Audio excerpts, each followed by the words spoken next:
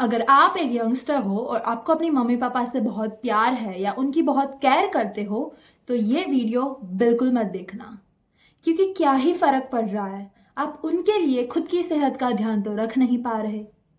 वैसे आपसे एक सवाल करना चाहती थी कि आपने अपनी सेहत की ध्यान रखने का ठेका किसे दे रखा है? आप अपनी सेहत का ध्यान कब रखने वाले हो? तब जब हॉस्पिटल का लंबा सा बिल आ जाएगा, या तब जब दवाइयों का डब्बा आपके घर का एक परमानेंट मेंबर बन जाएगा? आप जरा बिगर पिक्चर में देखें। हॉस्पिटल में बेड्स नहीं मिल रहे हार्ट पेशेंट और डायबिटीज पेशेंट को। इंश्योरेंस प्रीमियम बढ़ रहा है क्योंकि क्लेम्स भी ज्यादा आ रहे हैं। जिनको हेल्थ इश्यू नहीं है वो भी सफर कर रहे हैं। फैमिलीज फाइनेंशियली ड्रेन हो रही है क्योंकि एक बंदे की इमरजेंसी की वजह से पूरी फैमिली की लाइफ सेविंग खत्म हो रही है। ऑफिस में लोग ज्यादा मेडिकल लीव ले रहे हैं जिससे एफिशिएंसी कम हो रही है। और सबसे खतरनाक बात, हमारी अगली जनरेशन भी ये गलत आदतें इनहेरिट कर रही है, क्योंकि उन्हें भी तो दिख रहा है ना कि घर में कैसा खाना पीना चल रहा है। नमस्ते to all the mummy papas out there. और 100% आप हमारी जान हैं, पर जो हेल्थ के मामले में आप अपनी ही जान के दुश्मन बनते जा रहे हैं, उसका क्या? एक्सरसाइज कल से चालू करेंगे, हेल्दी डाइट थोड़ा तो चलता ही है, और ये जो बाहर का मसालेदार खराब तेल में तला हुआ खाते हैं, तभी जस्टिफिकेशन तो रेडी है ही कि लाइफ में थोड़ा तो टेस्ट होना चाहिए।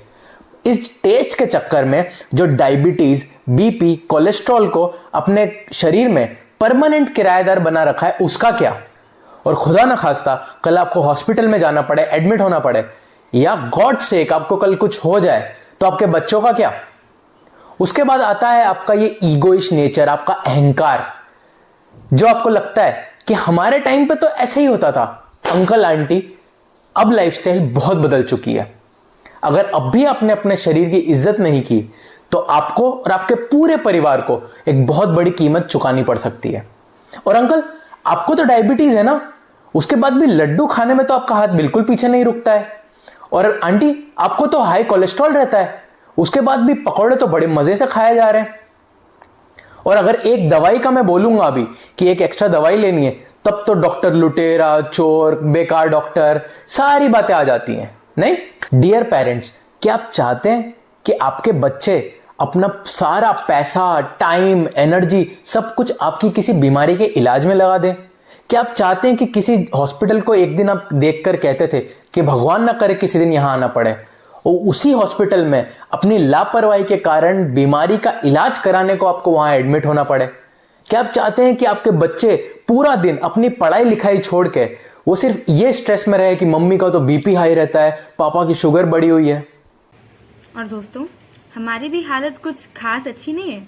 सुबह 11-12 बजे उठना, लंच में पिज्ज़ा बर्गर खा लेना, लेट नाइट मैगी खाना, मेंटल हेल्थ के नाम पे मीम शेयर करना, फिजिकल हेल्थ के नाम पे जिम की स्टोरीज लगा लेना। और सबसे ज़्यादा खतरनाक चीज़ पता है क्या होती है? लोग ये कहते हैं कि अरे मैं तो अभी यंग हूँ, अभी नहीं, बाद में देख लेंगे, अभी एंजॉय कर लेते हैं, बाद में कर लेंगे एक्सरसाइज वगैरह।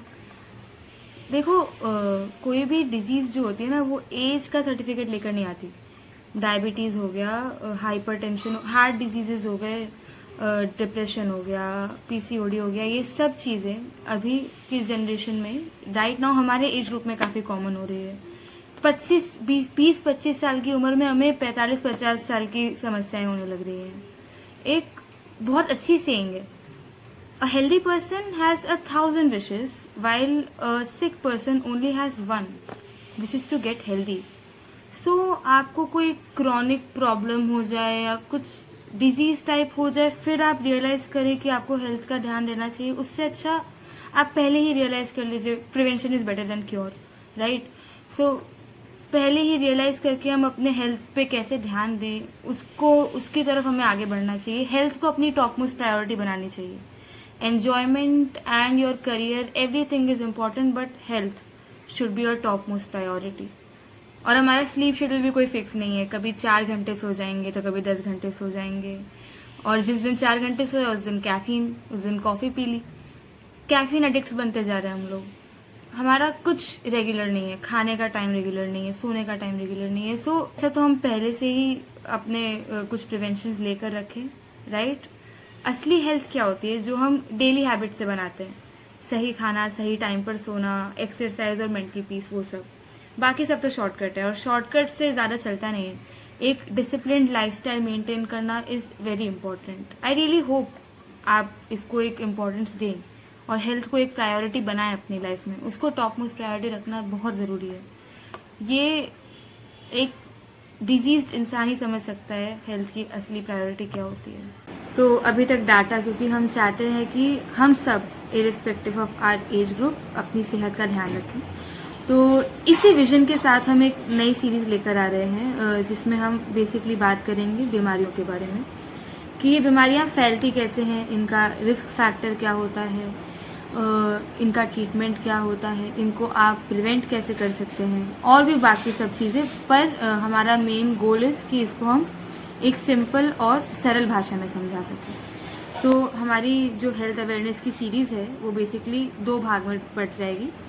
एक हम कॉमन डिजीज़ के बारे में बात करेंगे, जो कि भारत में बहुत ज़्यादा कॉमन प्रेवलेंट हैं, और दूसरा हम रेयर डिजीज़ के बारे में बात करेंगे, जिनके बारे में जिनका हमने नाम भी शायद नहीं सुना होगा। हमारा दोनों में मेन गोल होगा कि हम ज़्यादा नॉर्मल, ज़्यादा सिंपल भाषा में आप सबको समझा सकें, कि कोई इंसान जो नॉन मेडिकल बैकग्राउंड से भी हो तो वो भी समझ सके। ओके, सो हमारा बेसिकली ये पर्पस है कि बेसिकली नॉलेज इज़ पावर। सो हमें ये लगता है कि अगर समाज को बीमारी के लोड से बचाना है तो वो उसकी एक शुरुआत अवेयरनेस से ही की जा सकती है। तो ये संदेश बिल्कुल साफ है, हमें अपनी सेहत का ध्यान रखना ही है।